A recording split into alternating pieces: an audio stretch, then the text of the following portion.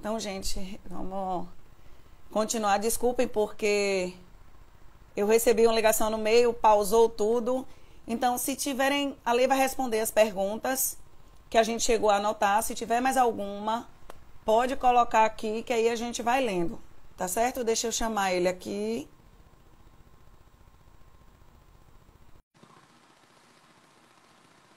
Tá conectando. Pronto. Então, a intubação pode sim causar lesão de pregas vocais, porque o tubo que passa, né, que está ligado ao ventilador, ele precisa passar para a traqueia, e na hora que ele vai entrar na traqueia, ele fica passando pelas cordas vocais.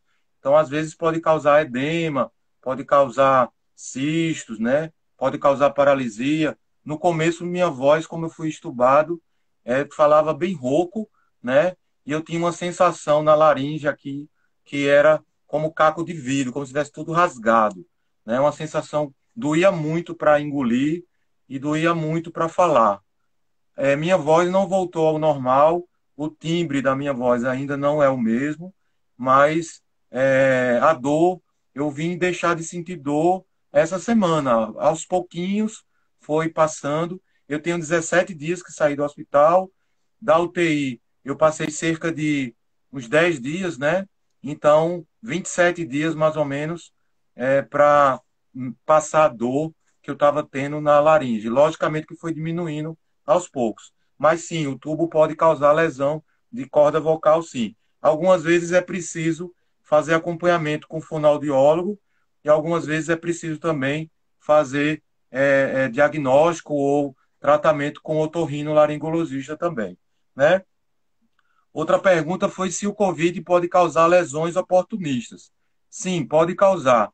O Covid, na verdade, causa uma pneumonite, um processo inflamatório no pulmão. E não é uma pneumonia. Mas como você está internado, e algumas vezes só o fato de estar num ambiente hospitalar já é um fator de risco, né? E você está com um processo inflamatório, uma doença que causa uma inflamação que na verdade causa uma inflamação generalizada, ele tem trofismo por outros órgãos, então, se pior, se você ainda precisar ser entubado, então aí sim que você pode ter a chance maior de ter infecção oportunistas, como aconteceu comigo. Eu tive a colonização pulmonar, foi isolado na traqueia, pseudomonas, acineto, Acerto. né? E tive também fungo na urina, e precisei tomar fluconazol endovenoso. Então, isso sim pode acontecer, né? Eu não escutei nada que minha esposa me dizia, né? Me mostrava quando eu estava sedado, não me lembro. É, foi perguntado se é possível ter uma recaída, né? Na verdade, do Covid, não, porque eu não transmito mais a doença, né? Já passou a fase de multiplicação do vírus. O que ele precisava fazer de lesão, ele já fez, tanto que a tomografia que eu fiz já no quarto, fora da UTI, eu estava com derrame pericárdico, uma quantidade a mais de líquido, apesar de ser um derrame discreto, uma quantidade de líquido a mais ao redor do coração, derrame pleural, uma quantidade de líquido discreto ao redor do pulmão direito, e várias lesões difusas, atelectasia, estrias, condensações difusas no pulmão, além de um discreto vidro fosco. Então, eu não consigo fazer esforço muito grande. A minha frequência cardíaca, que basal, que era em torno de 80, o que é o normal, né, de 60 a 100, a minha frequência cardíaca basal está em torno de 120, e aos poucos a gente tende a ficar com o processo de reabilitação, isso tende a melhorar. Mas a gente percebe sim que que ele mexe com um monte de sistema, né? Mas não de recaída do vírus. Não tem mais como ter essa possibilidade, a não ser que ocorra um novo processo de infecção, né? E aí aqui eu queria dizer o meu sentimento como paciente que passou por esse processo e como profissional que estou na linha de frente. A minha esposa também está na linha de frente porque ela é dentista e ela precisa trabalhar com a boca do paciente aberto, né? Então, eu confesso a vocês que eu, como cristão, a gente entende que tem que colocar a nossa angústia em Cristo, né? Mas, como ser humano, medo de trabalhar, porque não é possível que uma pessoa que tenha tido insuficiência respiratória, que pediu para ser entubado porque entendia que estava naquela situação, que teve pressão alta, que teve que usar medicação para baixar a pressão, como Nipride, que teve que usar neurobloqueador, bloqueador neuromuscular, que ficou com tetaparesia, sem mexer nada, do pescoço para baixo, praticamente, que teve que reaprender a andar, a comer, a pentear cabelo, fazer um monte de coisa. Não tenha medo de se contaminar, né? Então, aqui o reforço que eu tento dar, e essa talvez seja uma das coisas mais importantes dessa live, é de conscientizar, porque algumas pessoas até comentaram que não querem tomar a vacina, e aí eu sugiro a essas pessoas que possam procurar um profissional médico, que possa lhe acompanhar antes e que possa lhe acompanhar, dar a garantia de lhe acompanhar depois que tomar a vacina. Porque mesmo que a gente saiba que algumas pessoas possam ter efeitos adversos com a vacina, que tem sido muito frequente, e aqui a gente pode falar, alguns podem ter diarreia, pode ter febre, pode ter astenia, que é moleza no corpo, né? Possa ter vários outros sintomas, mas que sim possa ter um profissional que ele já tenha ido antes e que ele possa ter a segurança de ser acompanhado por ele depois, para que possa ser tratado esses sintomas adversos e que ele possa, sim, algumas vezes até esse profissional médico pode passar alguns medicamentos que possa até prevenir esses sintomas. Se você já é um paciente asmático, se você já é um paciente que tem vários, já tem alergias prévias, né? Existem medicações que o profissional médico pode prevenir, algumas vezes, esses sintomas colaterais. Ô, amor, Então, diga. rapidinho, você falando disso, gente, eu me enquadro, tá? Sou asmática, tenho uma alergia autoimune, então eu sou um pepino. Todos da clínica nós tomamos, fomos vacinados lá em Nossa Senhora de Socorro, né, auxiliares e dentistas, e eu já fui medicada previamente. Nós tomamos a AstraZeneca, então o único efeito que eu senti foi o bracinho pesado, como se a gente tivesse tomado antitetânica. As minhas auxiliares, uma sentiu um pouquinho a temperatura aumentar, mas não chegou a ser febre, e um pouquinho de dor de cabeça, tomou uma dipirona, resolveu. Então, assim, ninguém do nosso convívio que tomou teve assim complicações ou efeitos colaterais maiores, vamos dizer assim. Eu realmente só senti o pezinho no braço, porque eu já fui previamente medicada. E aí eu quero lembrar sobre que ela está falando, que foi previamente medicada, que como minha esposa é asmática e tem um quadro de uma doença autoimune, que ela tem uma tireoidite autoimune, então eu passei para ela um corticóide, uma dose única pela manhã, e passei um antialérgico para ela tomar, né? E aí ela foi tomar a vacina já previamente medicada. Então, existe a possibilidade de você procurar um profissional médico, de até fazer esse acompanhamento pós-vacinação, se houver um medo, vamos dizer assim, de ter sintomas por conta da vacinação. É importante que a gente faça isso, não só para que a gente possa evitar sintomas graves, quadros graves para aquela pessoa, mas que a gente possa também evitar a circulação do vírus para que outras pessoas possa se contaminar, né? Outra pergunta que foi feita é sobre o tempo de reabilitação. Isso depende de pessoa para pessoa, né? Depende do tempo que você ficou internado. Quanto mais tempo você ficar na UTI internado, e aqui não adianta só falar do Covid. Qualquer internamento de UTI, se você ficar muito tempo parado, você vai ficar muito tempo em cima da cama e não vai mexer a musculatura, e aí você pode ter perda de massa muscular, e aí você pode precisar de um processo de reabilitação, né, posterior. Então, quanto tempo maior você passar na UTI, é mais provável que você precise de um tempo maior de reabilitação. E, logicamente, que se você precisar usar bloqueador neuromuscular, como eu precisei, Então, isso também vai gerar uma possibilidade maior, né, de fazer a reabilitação. Eu saí de alta da UTI, inicialmente com 60 dias de atestado, com a possibilidade, antes de acabar esses 60 dias, de ser reavaliado pela fisiatra e ver se precisa de mais 30 ou de um prazo aí de reabilitação, né? E aí é isso que a gente vai estar fazendo. O olfato, foi falado aqui que houve a perda do olfato, em quanto tempo isso pode acontecer. Como médico, eu já tinha atendido alguns pacientes com Covid e já tive pacientes que passaram um mês, pacientes que com 3 meses e alguns relatos de pacientes com 6 meses Ela teve que em tiveram. setembro. Hã? Ela, se eu não me engano, ela disse que teve em setembro, foi quando perdeu o olfato e até hoje não estava totalmente. E tem alguns pacientes que ficam com a disfunção.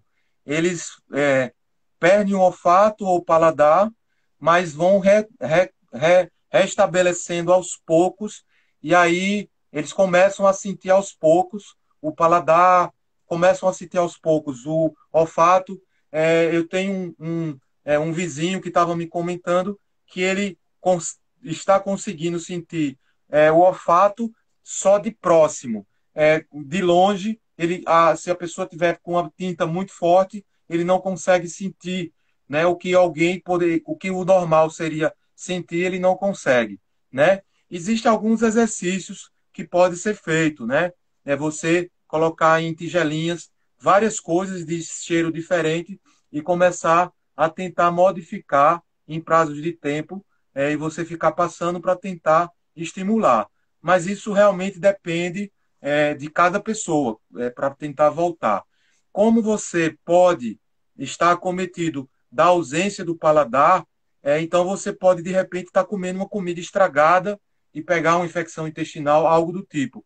Então, nessa situação, quando tiver a ausência do paladar ou uma diminuição do paladar, é importante você ter a certeza da conservação do alimento ou de que você está comendo um alimento dentro de um prazo de validade adequado, aquilo que você está ingerindo.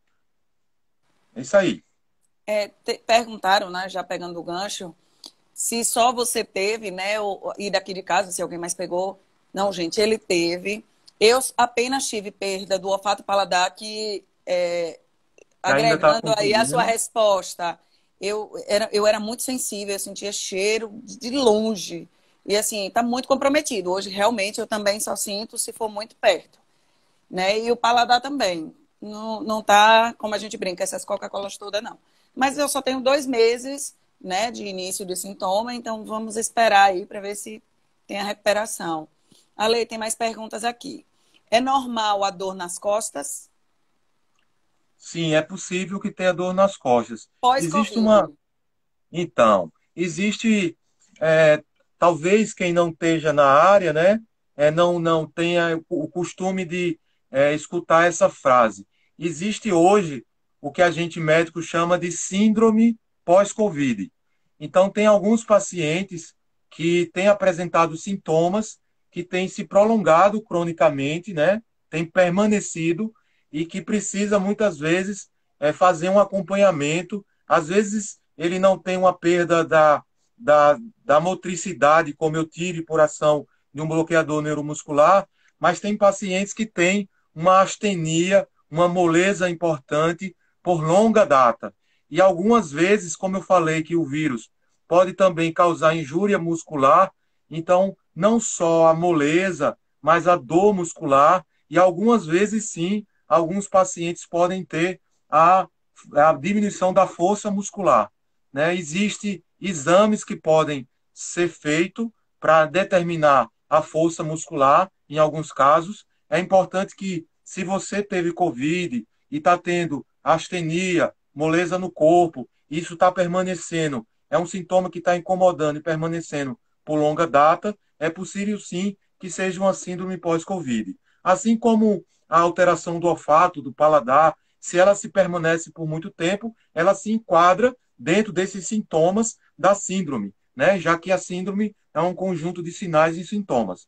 Então, vamos lembrar que existe sim a síndrome pós-Covid, onde o paciente pode ter uma letargia, ficar mais lento, pode ter astenia, ficar com moleza, com dor no corpo. Então, é interessante que procure um profissional médico para que possa ser encontrado a causa. Lembrando que existem outras possibilidades patológicas.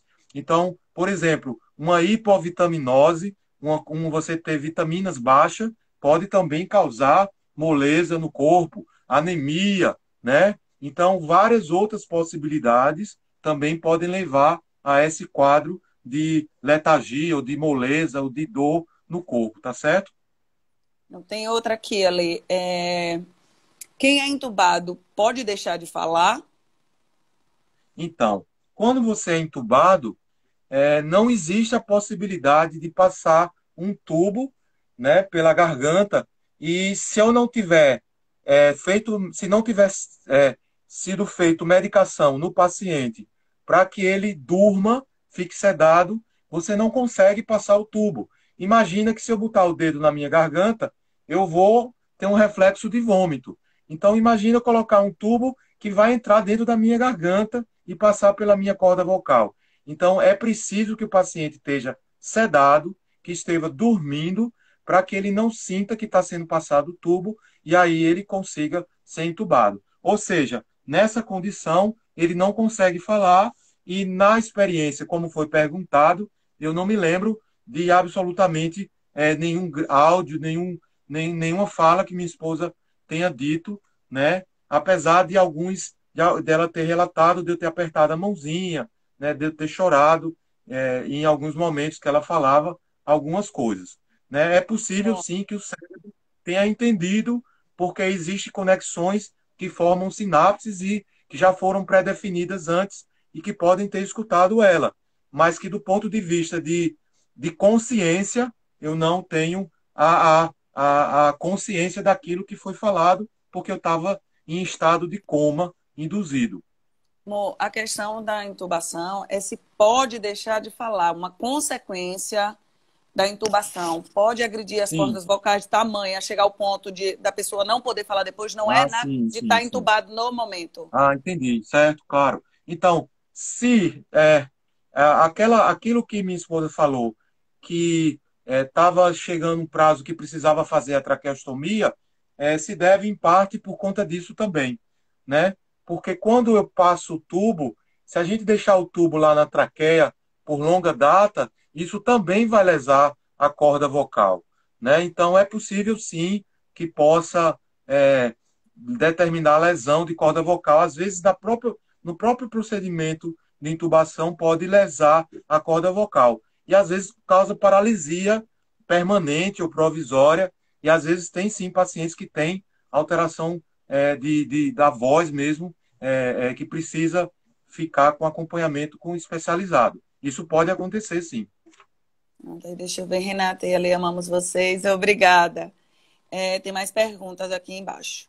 Quem é infectado? 11 horas, Sergipe também botou de novo. Quem é infectado pode voltar a se infectar pela Covid?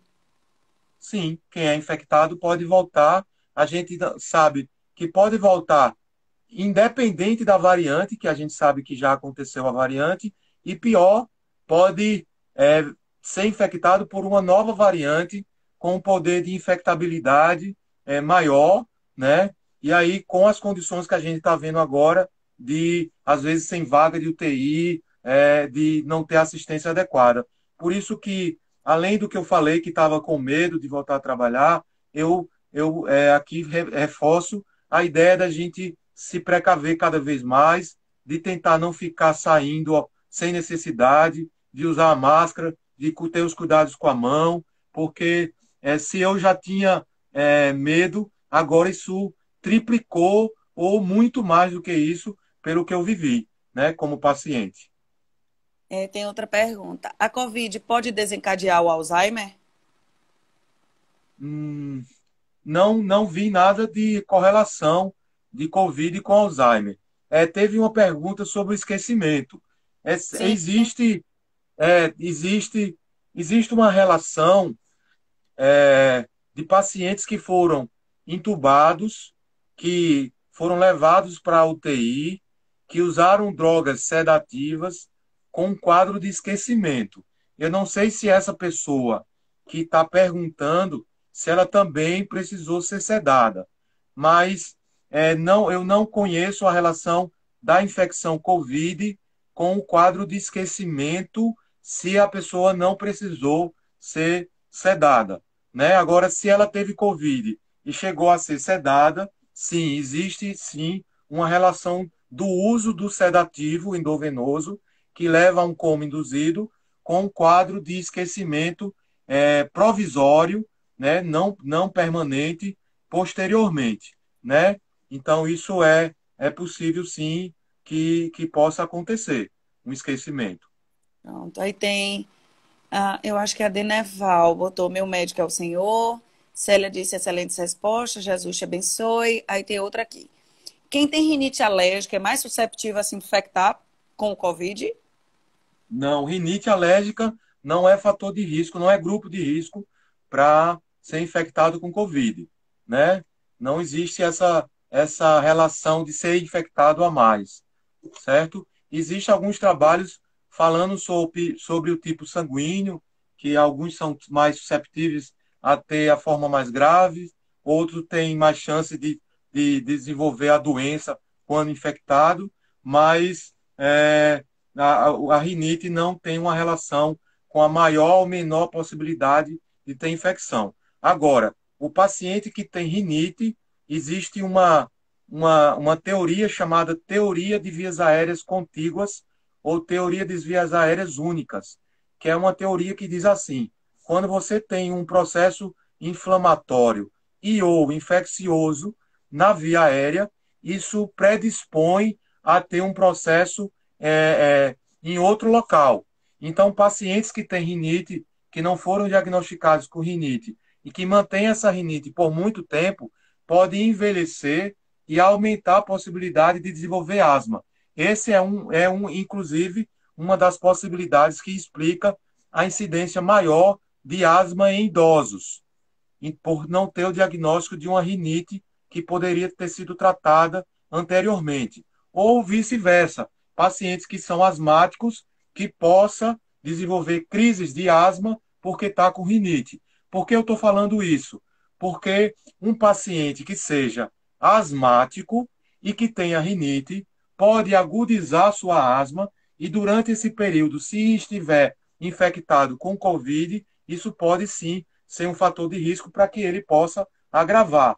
Mas porque ele tenha uma asma, porque ele é fator de risco, tinha uma rinite que não tratou, né? E aí ele agudizou a sua asma, se infectou com Covid, e aí ele possa ter um desfecho que não seja agradável. Amor, uma coisa que eu acho importante eu digo porque eu também tenho rinite alérgica, mas acho que é o cuidado da gente estar manipulando a máscara e a gente acabar tendo uma contaminação por conta disso, mas não por estar mais susceptível porque tem rinite, né? Porque a gente fica mais engasturada e com uso de máscaras. Então, o ideal, caso você esteja nesse momento, e só saia se realmente precisar. Se não, fique em casa quietinha para evitar que você esteja exposto à mudança de temperatura, poeira, e espirre, corize, e aí a máscara fique úmida e você fique mais suscetível em se contaminar por conta dessa situação e não só porque você tem rinite alérgica. Deixa eu ver, tem mais perguntas aqui. É, Tem do uma Paula, pergunta: quem está com obesidade, isso é fator de risco? tu tá lá É, embaixo. é que entrou agora essa pergunta. Então, Então, peraí, senão a gente vai pular. então veja aí. José perguntou, e o paladar como está? Engraçado, José, que ele não perdeu nem o paladar nem o olfato. A única da casa, todo mundo teve sintomas diferentes. A Lê foi o peso pesado, que já começou com febre. Eu perdi o paladar e o olfato. Minha filha teve dor de cabeça e um dia de diarreia. E Babau, que é nossa mãe de criação, teve tosse seca. Tirando a Lei, ninguém teve febre, ninguém teve quadro gripal. Então, assim, foi muito atípico a manifestação que a gente teve dos sintomas aqui em casa. Deixa eu procurar aqui a outra. Vocês faziam alguma profilaxia medicamentosa antes da vacina? Não. Eu acho que era da infecção. Se é que existe alguma profilaxia medicamentosa. Não, a gente não fez profilaxia. Na verdade, a gente tentou, em alguns momentos, tomar polivitamínico, né? E a gente se atentava à possibilidade de tentar dormir com menos horários, mas infelizmente, como a gente é profissional de saúde, muitas vezes a gente termina no corre-corre, passando do horário, né? Às vezes não come direito, mas não, a gente sabe que não existe profilaxia, na verdade, né? Da doença. Ó, amor, gente, doutora Liane Dória, que vai ser a psicóloga que a gente vai estar falando um pouquinho na próxima live sobre a saúde mental, tanto do paciente COVID quanto dos acompanhantes, né? Vai ser bem legal. E ela colocou aqui, ó, a imunodepressão e crise de ansiedade estaria enquadrada nos sintomas pós-COVID? A imunodepressão pode estar associada a um quadro após a infecção, porque todo o processo infeccioso, de uma forma geral, ele vai levar à ativação do sistema imunológico, né? Se você tiver complicações, como por exemplo eu tive, né? Você passa a ter, como eu tive em outras infecções, né? Você passa a ficar realmente debilitado, juntamente com a sarcopenia que eu tive junto, né?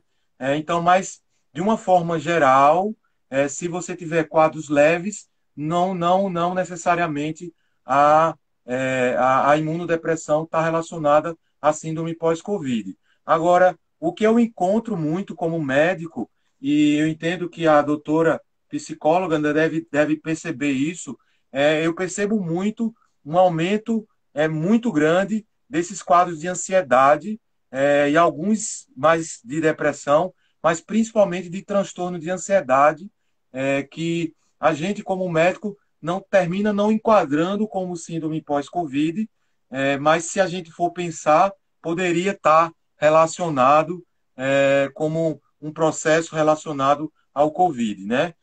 Tem sido muito frequente isso, alguns porque pegaram Covid, né? E aí pelo medo que tiveram de morrer, né? Ou de transmitir para os filhos, né? Ou porque tinha um parente próximo, um idoso, uma mãe, um pai, que era fator de risco e ficaram com medo de transmitir e que eles morressem e desenvolver um transtorno de ansiedade. Isso tem sido muito frequente, né?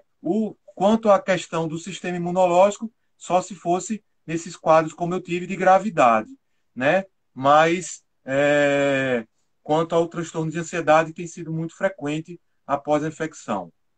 Pronto, aí tem uma aqui, que a gente vai voltar para o esquecimento. Eu tive Covid em junho e depois dessa infecção fiquei com problema de esquecimento. Isso é normal? Aí vai entrar naquilo que a Lê falou.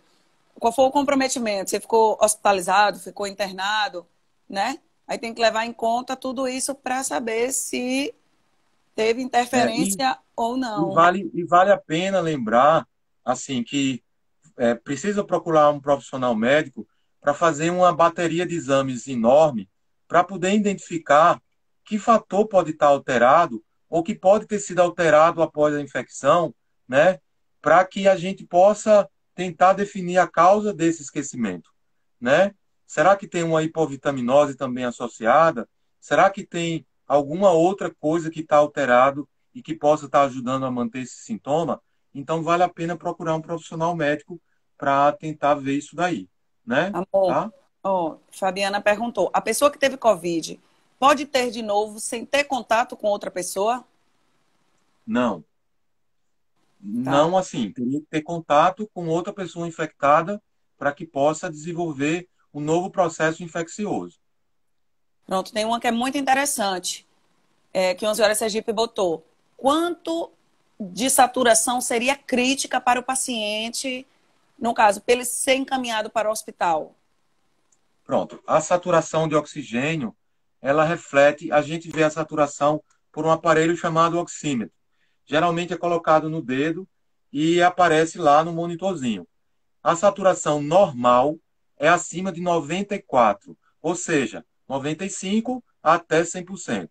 A saturação, como o próprio nome diz, saturação de oxigênio, serve para mostrar o quanto a hemácia está carregando, está saturando, ficando cheia de oxigênio. Então, isso reflete a capacidade de que está passando oxigênio do pulmão e entrando na corrente sanguínea para que a hemácia leve para os tecidos, né, para a célulazinha funcionar direito. Então, se a saturação estiver abaixo de 95, a gente já diz que ela está alterada. Como médico, a gente entende que um paciente que está com um transtorno no processo de troca gasosa, eu entendo que ela se torna mais grave quando ela se torna abaixo de 90. Então, muitas vezes, como eu trabalho no SAMU, a unidade de suporte básico, que só tem o condutor e o técnico, ele chega na casa de um paciente que está com falta de ar e ele coloca oxigênio e ele encontra um paciente com a saturação de 70, 60, muito grave. Mas aí ele coloca oxigênio e essa saturação evolui para 80, ainda está grave. E aí chama a UTI, né, que é a USA, a Unidade de Suporte Avançado, que vai o condutor, a técnica, o enfermeiro e o médico. E aí a gente vai precisar fazer algum procedimento, que pode ser até chegar a uma via aérea definitiva, que é fazer a intubação, e aí para tentar manter essa saturação acima de 94 e, se possível, se não for possível acima de 94, acima de 90. Então, a gente fala, como resposta, que a saturação normal é acima de 94, de 95 a 100, mas se for um acometimento pulmonar, que não passe para baixo de 90. Seria mais ou menos isso aí. Ó, amor, a Orestes está aqui. Que bom. A Orestes está perguntando ali, quanto tempo para um paciente que está entubado antes de partir para a traqueostomia? Quanto tempo, em média? Ele mantém o tubo e aí bate o corte que tem que traqueostomizar? Então, geralmente, é, esse prazo depende do protocolo de cada hospital. Geralmente em torno de 15 dias, 10 a 15 dias, que foi realmente o prazo que eu estava lá na UTI, né? E que pensaram em tirar do tubo e fazer a traqueostomia, né? Na verdade, faz a traqueostomia, coloca o traqueóstomo, né? Que é um tubozinho que tem um balão, você coloca, insufla o balão para garantir a via aérea e tira o tubo que está passando pela via orotraqueal, né? Então, depende do protocolo de cada hospital, mas geralmente em torno de 10 a 15 dias, até para evitar a lesão de corda vocal, né? E se manter a integridade disso aí. Fabiana colocou aqui, a mente do doutor Alexandre está ótima, graças a Deus. Esse era o meu maior medo, Fabi, porque quem conhece sabe da inteligência dele, e eu dizia, meu Deus, será que o HD vai vir com defeito? Mas graças a Deus veio íntegro. Orestes disse excelente explicação, Fabi disse muito boa explicação. Aí uma senhora Sergipe botou de novo. Quem está com obesidade é fator de risco? Então, é, obesidade é um fator de risco. A gente sabe que a obesidade é um processo inflamatório, né? Inclusive, eu tenho 42 anos, é, e sou hipertenso, hipertenso leve, que se mantém controlado só com uma única medicação, tomando só uma vez ao dia, que é a losartana de 50 miligramas, se mantém super, hiper controlado, com pressão de 11,7, 12,8, inclusive no hospital por muito tempo, muitas vezes não estava sendo feita a medicação, e a pressão estava se mantendo controlada. No entanto, eu tenho a hipertensão e sou obeso, grau 1, grau 2, fico no limítrofe entre 1 e 2. Isso é fator de risco, sim. A obesidade é um estado permanente de inflamação.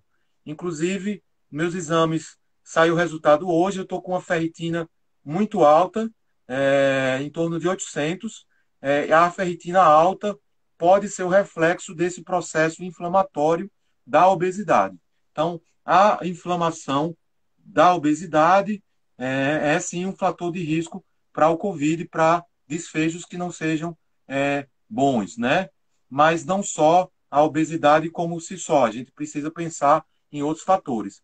Né? A princípio, eu não era um paciente com fatores de risco tão grave, porque eu era hipertenso, controlado, hipertenso leve, mas que era obeso também, né? E vocês percebem na história que eu cheguei a fazer pressão muito alta, veja que o vírus faz isso, né?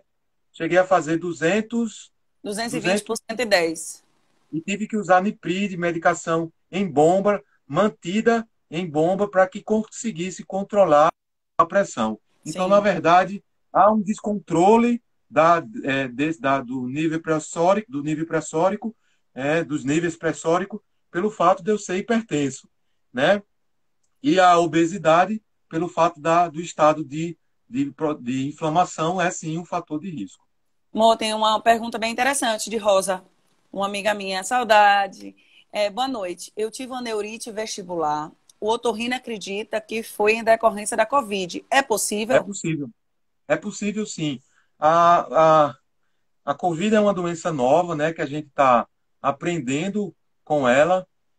Já se faz é, é, anticoagulante no hospital, já tenta se fazer profilaxia com anticoagulante para evitar efeitos trombóticos. Eu usei Alexandre, anticoagulante durante todo o período que estava internado, foi Clexane, né?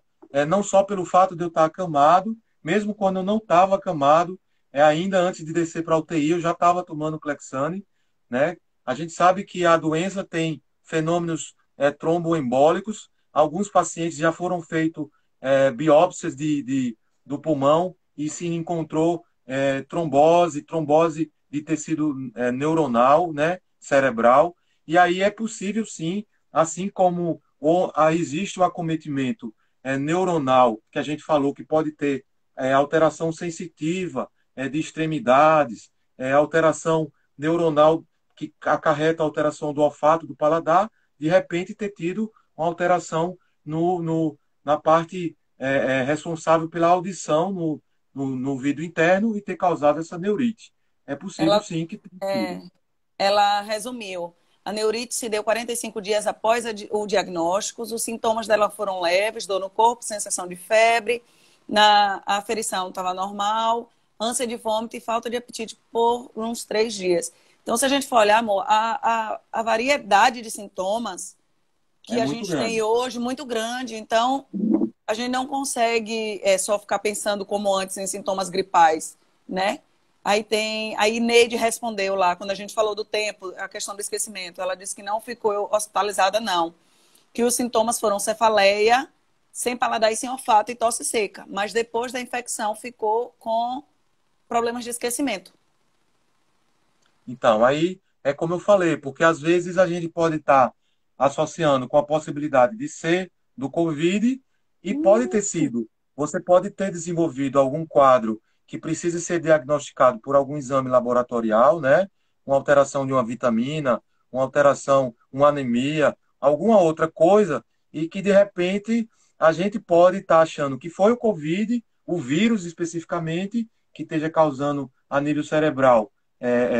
O esquecimento, mas que na verdade não seja, né? Então é preciso que seja feito um acompanhamento médico para identificar a causa disso daí, né? Pronto. Aí Jéssica colocou que minha família está adorando a explicação de Alexandre. Marcos, a audição, então 11 horas Sergipe é Sônia, amor, o tempo inteiro fazendo as perguntas. Que bom. Neide botou, quanto tempo devo deixar o oxímetro no paciente? Então, na verdade, a indicação da verificação da saturação é uma indicação do profissional de saúde, né? Se o paciente tiver um oxímetro em casa, porque a gente sabe que vende até tá vendendo Farmácia, em farmácia, né? Vende no posto de gasolina, aquelas lojinhas de posto de Selectis. gasolina. Então, se o paciente comprar um oxímetro e ele apresentar um quadro que seja sugestivo ou suspeito de infecção por COVID, então ele pode, a princípio, procurar atendimento médico.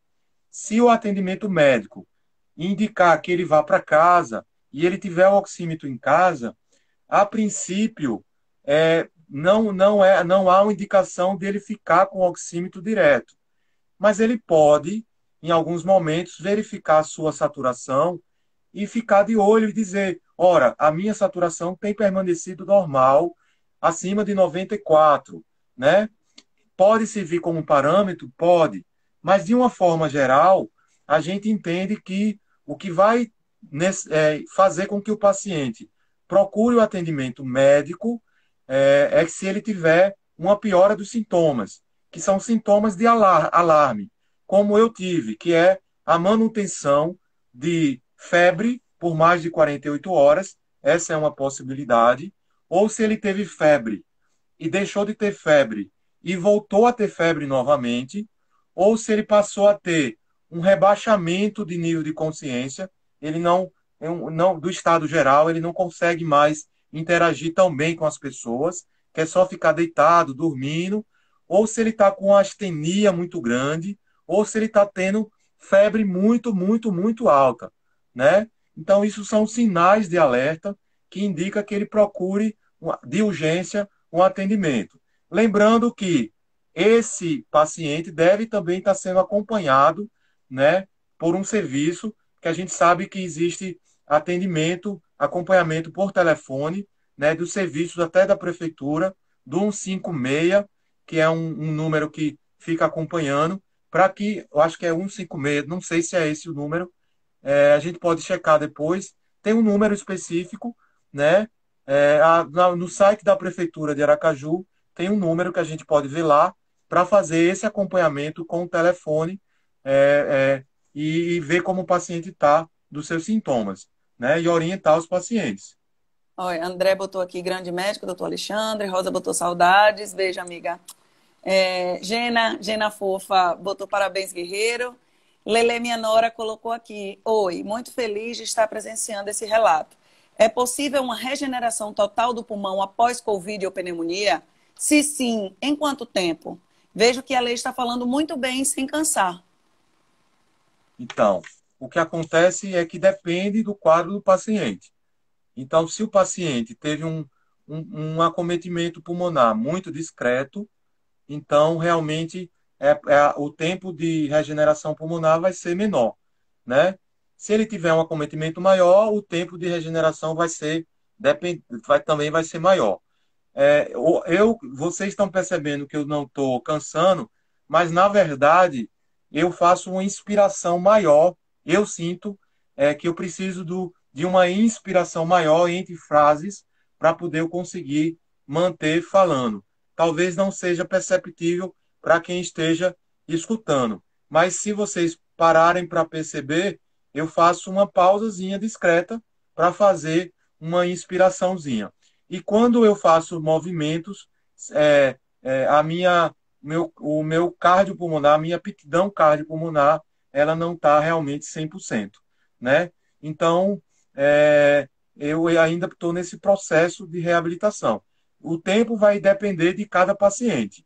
É um quadro, uma coisa que eu escutei lá no hospital, quando eu me internei, pacientes que têm acometimento de vidro fosco, sugestivos de COVID, até 25%, de uma forma geral, eles vão ser acompanhados a nível domiciliar. De 25% a 50%, vai ser avaliado a possibilidade de ter alguma outra comorbidade ou algum outro fator de risco, ou vai para o hospital ou vai ficar em casa. E aqueles pacientes que têm mais de 50%, de uma forma geral, já vão ficar internados. Quando eu estava no quarto dia de sintomas, né, que eu ainda mantinha febre, a minha tomografia, eu estava entre 25% a 50%, ou seja, eu poderia ficar internado, poderia ir para casa, mas eu tinha febre e tinha uma gasometria com a pressão de oxigênio que já mostrava estar alterado, apesar da minha saturação de oxigênio estar normal. Por isso que eu digo que o paciente com a síndrome gripal pode estar com a saturação normal e o processo está evoluindo e está com uma pressão de oxigênio alterada. Por isso que a melhor coisa é ficar atento aos sinais de alerta para procurar o atendimento de urgência se necessário. Ale, doutora Eliane botou aqui: a segunda vez que eu tive Covid foi através de uma infecção urinária, meu único sintoma. E após 90 dias eu desenvolvi um cisto na garganta. E o médico falou que foi sequela da Covid. Será?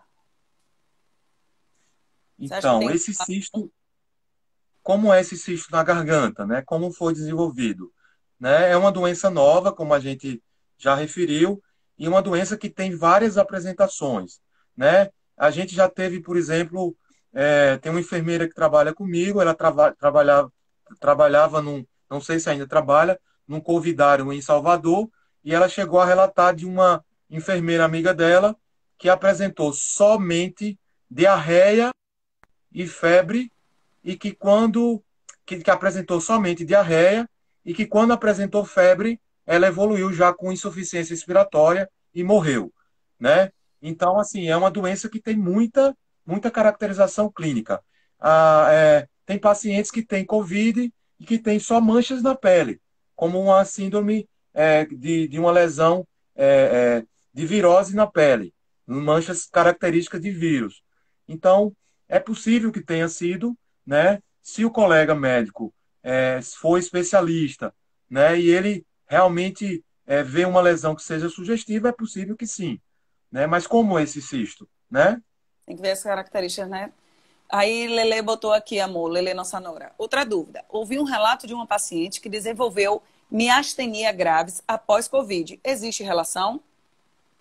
Pode haver essa possibilidade, porque eu tenho um paciente, por exemplo, que teve chikungunya e que ficou paciente idosa e que desenvolveu uma polineuropatia, onde ela não conseguia mais mexer, como se estivesse com uma lesão neuronal grave, e ela desenvolveu um quadro clínico que não conseguia mais mexer membros inferiores e membros superiores.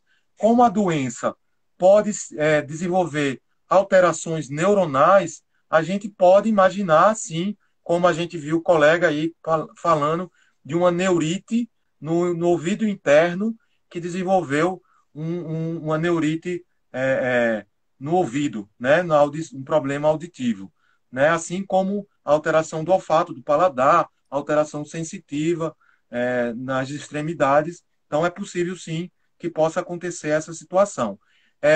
Inclusive, como eu referi também, eu estou tendo uma parestesia, uma alteração sensitiva de membros inferiores e na região lombar também, e que em parte pode também estar sendo associada à infecção pelo vírus. Então, tá aí, Marcos colocou bastante esclarecedora a live. Parabéns aos amigos Renata e Ale. Que Deus abençoe grandemente. Beijo para vocês. Beijo em mamar, saudade. Neide botou muito obrigado, que Deus te proteja sempre com muita saúde. Aí Lele de Júnior colocou amigos queridos, só gratidão. Ceicia, que foi nossa cerimonialista, botou parabéns com essa iniciativa de falar tudo sobre o tema, que vocês viveram na pele tudo isso, muito feliz pela vitória. Nida colocou, no caso, quem pegou o Covid já tem uns 20 dias e deve quanto tempo apresentar falta de ar? Então, a falta de ar vai acontecer quando o processo inflamatório que é desencadeado no pulmão é tamanho ao ponto de diminuir a troca gasosa normal do pulmão, né? Entre o alvéolo e a arteríola que passa com o sangue, que vai captar o oxigênio. E não Então, necessariamente vai acontecer, né, amor? que não necessariamente vai acontecer. A gente sabe que a grande maioria dos pacientes tem sintomas leves a moderados, mas que está tendo essa nova cepa que pode ser mais, pode desenvolver quadros mais graves, né? Mas aí, somente nesses quadros mais graves é que a gente vai ver o desenvolvimento. Eu reforço a ideia que pode sim ser uma doença extremamente grave, que como médico, eu tenho 42 anos, é, sou hipertenso leve, controlado, não sou obeso grave e do dia 3 de fevereiro, quando eu desenvolvi o primeiro sintoma, até entre o dia 9 e 10, porque eu fui entubado de madrugada, são cerca de 7 dias, eu desenvolvi uma insuficiência respiratória. Então, veja a gravidade de uma doença que pega uma pessoa de 42 anos de idade, que a princípio não tem grandes fatores de riscos, apesar de ser um hipertenso leve e um obeso leve a moderado, levar um quadro de uma insuficiência grave ao ponto de precisar ser entubado. E tão Então, rápido. assim, e tão rapidamente, né? Eu entendo, assim, como médico, um paciente que já tinha uma insuficiência cardíaca e que ele piorou da insuficiência mas ele já tinha um problema cardíaco e aí precisou ser entubado. Uma paciente que era asmática, que estava cansando muitas vezes e que estava indo muitas vezes ao hospital e que aí piorou e precisou ser entubado. Então, situações prévias que o paciente já tinha, que eram graves, e o paciente precisou ser entubado.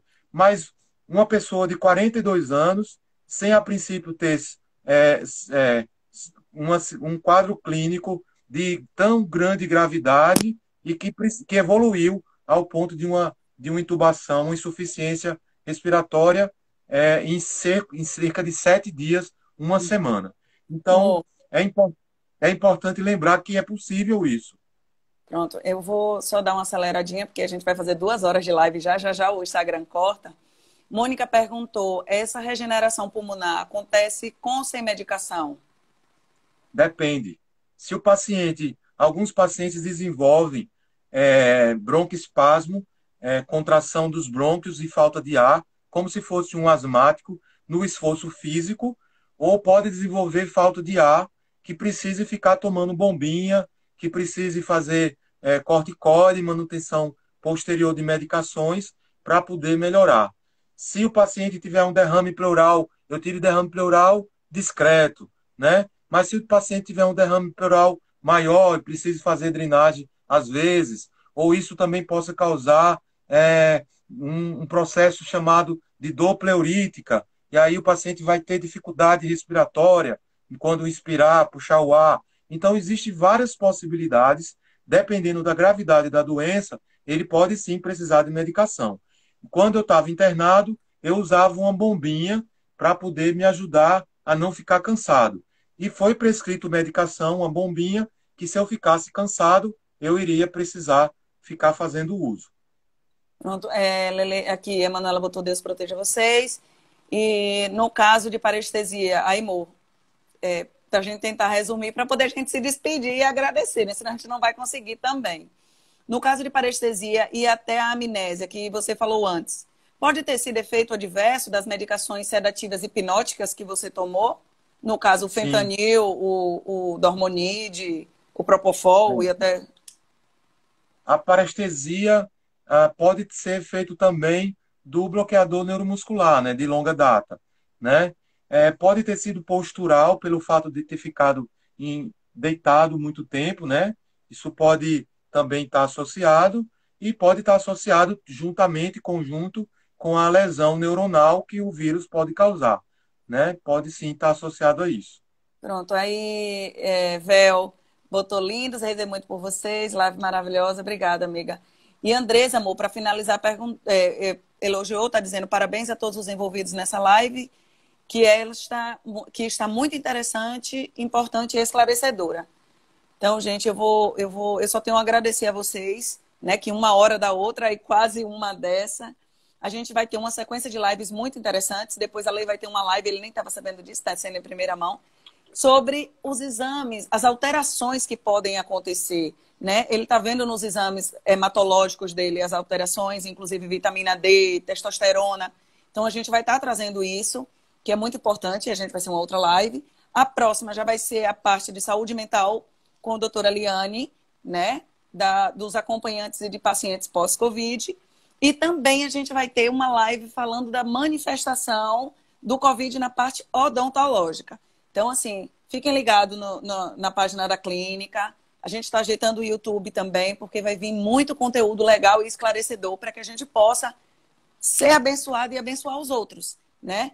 Lembrando que se não tiver uma coisa importante, não saia de casa, se cuide, porque essa doença não é brincadeira.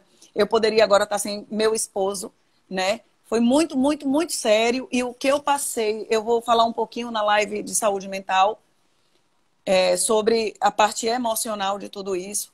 Então, gente, se cuide, pelo amor de Deus, né? Cuide dos familiares. A gente pode combater esse infeliz desse vírus com água e sabão. E a coisa tomou uma proporção desse jeito.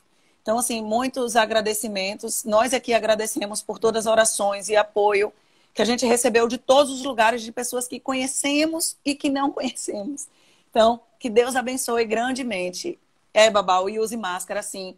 A máscara ajuda a proteger, sim, gente. Então, cuidamos da gente e cuidamos do próximo, né? Mo, a palavra está com você. Então, eu queria agradecer as orações de todo mundo, né? Sem as orações, eu acredito que não seria possível a gente ter conseguido esse milagre, porque realmente eu estava muito grave. Vocês viram as complicações que aconteceram enquanto eu estava entubado, da quantidade de coisas que o vírus mexeu comigo no organismo, né? E aí eu queria citar alguns nomes que eu acho que para mim é importante: doutora Mirene, doutora Janaína, doutora Cecília, a doutora Márcia, fisiatra, o doutor Wesley, nutrólogo, e Tatiane Moura, que é a nossa fisioterapeuta, que está fazendo esse processo importante de reabilitação.